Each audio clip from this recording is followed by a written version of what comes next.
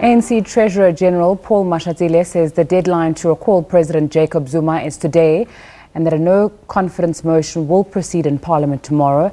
The announcement was made a short while ago following a special meeting by the ANC caucus in Parliament.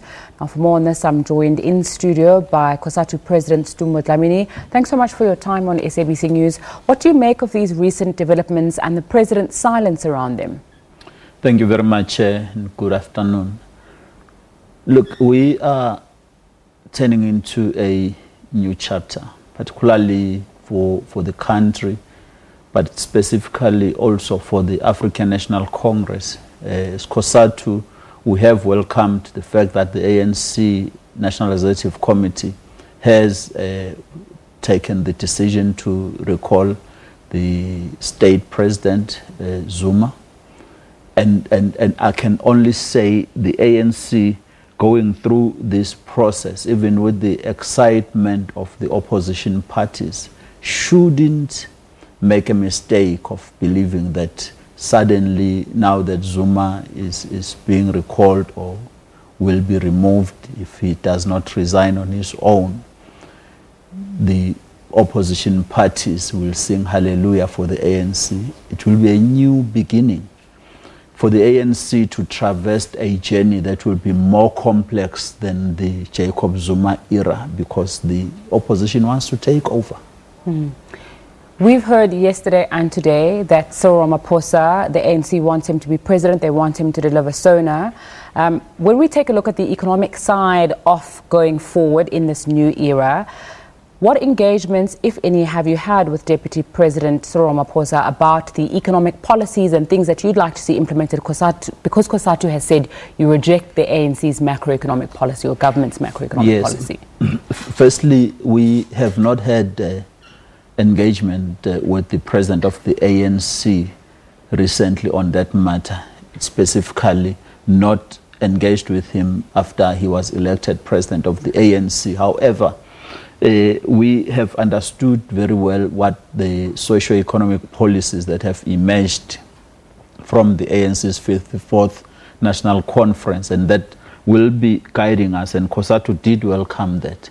What we would expect that, because that will be automatically be kicking in once the term of office for this current administration stops, whether it starts 2 days from now or in 2019, that engagement with the President of the Republic at that time and the President of the ANC now is very, very critical, because the socio-economic issues affect the working class, the workers, and indeed we're looking forward to that engagement.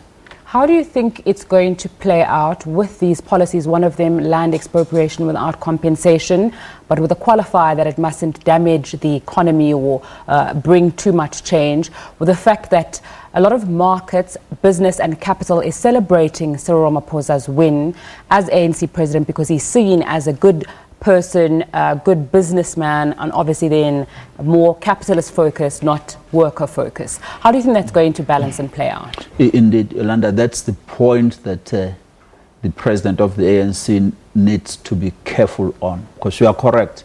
Big business is so confident now that they think or they believe that their man is in there.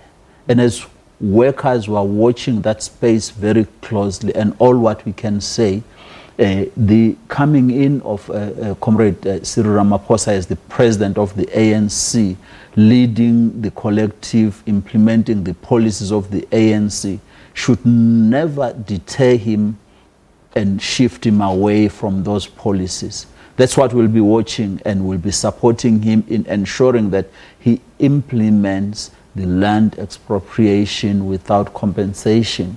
He implements the nationalization of the Reserve Bank. He implements the radical socio-economic policies that have emerged there. We must give content to that, and that's our support. We also would support a situation where business come into the country and invest their resources in this country. Those that are staking them out elsewhere in Sweden and other countries, bring that back, because there will be stability in the country soon, and we should be ensuring to develop this country. One of the things you've said before, and you've also reiterated today, is that Cosatu wants the ANC to implement radical radical economic transformation. Yes. That was previously on your website. What is this, and why is there only a sudden push now for this radical economic transformation when there's been time, you've had time to speak to your alliance partners, and it hasn't been that push for it before?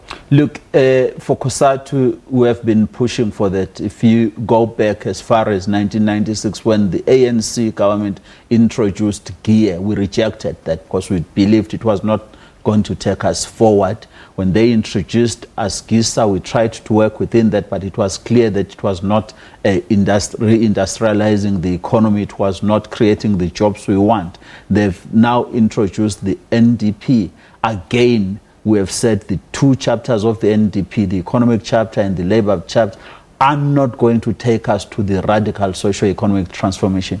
But now the ANC, from its national conference last year, has said as radical socio-economic transformation, and we are here as Cosatu to say, let's give more flesh, more meaning into that, so that we see transformation on the land possessions and the mining charter.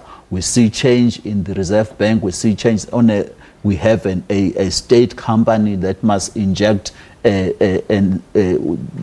the small, medium enterprises can be able to do business.